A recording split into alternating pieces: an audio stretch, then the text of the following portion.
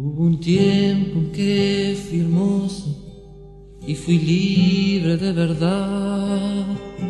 Guardaba todos mis sueños en castillos de cristal.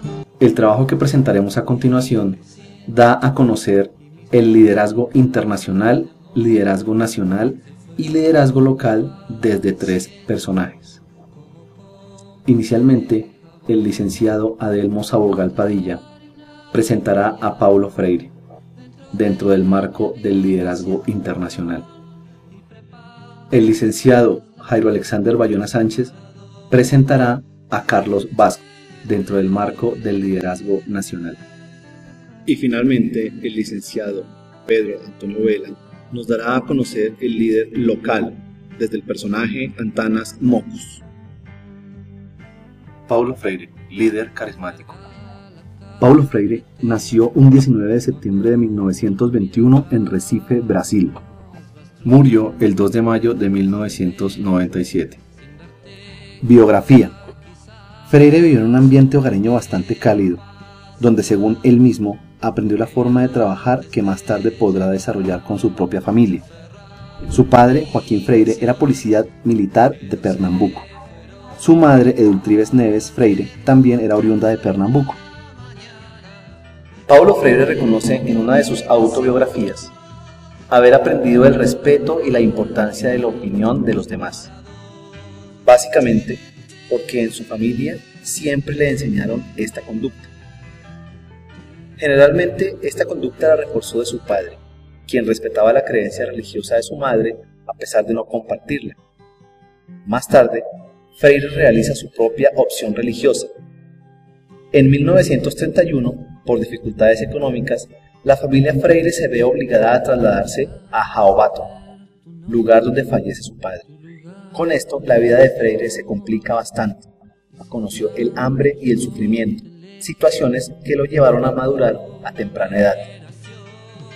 Por su experiencia personal, comenzó a descubrir la singularidad de la sociedad moderna y esto lo llevó a buscar el método adecuado para buscar la transformación de los males de esta sociedad que oprime al hombre y no le deja ser capaz de ver un hombre de manera digna. A pesar de haber tenido problemas en su secundaria, Freire pudo realizar estudios de Derecho, Filosofía e iniciarse en la Psicología del lenguaje. Además se desempeñó como profesor de portugués en la escuela secundaria, vocación que comienza a descubrir. En relación a su vida de fe, se conoce la existencia de algunas crisis provocadas en su mayoría por la situación de incoherencia que vivía la iglesia de aquel entonces, cuando predicaba una cosa y abiertamente hacía lo contrario. Su vida de fe se consolida gracias a la lectura de autores tan importantes como Maritain y otros. Debemos reconocer en Freire a una persona líder, que tuvo unas influencias y unas acciones concretas que desarrolló durante su vida. Como influencias, podemos destacar que en 1944 contrae matrimonio con Elsa María, una obrera de Recife, con quien tiene 5 hijos. En su hogar intenta desarrollar el mismo ambiente de diálogo que vivió en la casa paterna durante su infancia. Su esposa, quien era profesora, llegó a ejercer el cargo de directora de un colegio, lo que influyó positivamente en que Freire se interesara por la educación.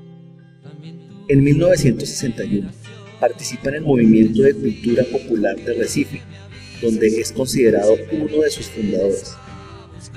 Desarrolló también un método de alfabetización que no se conforma con enseñar a leer y a escribir, sino que busca producir un cambio efectivo y real en el hombre y en su autocomprensión.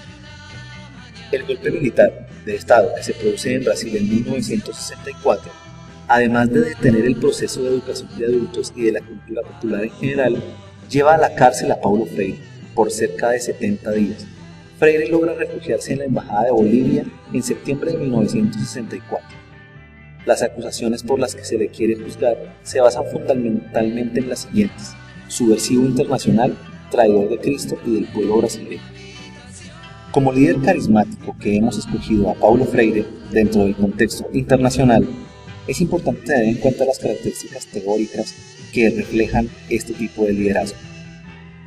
Freire se destacó por tener la capacidad de influir en otros, generalmente porque hizo que colectivos populares se movilizaran alrededor de la educación.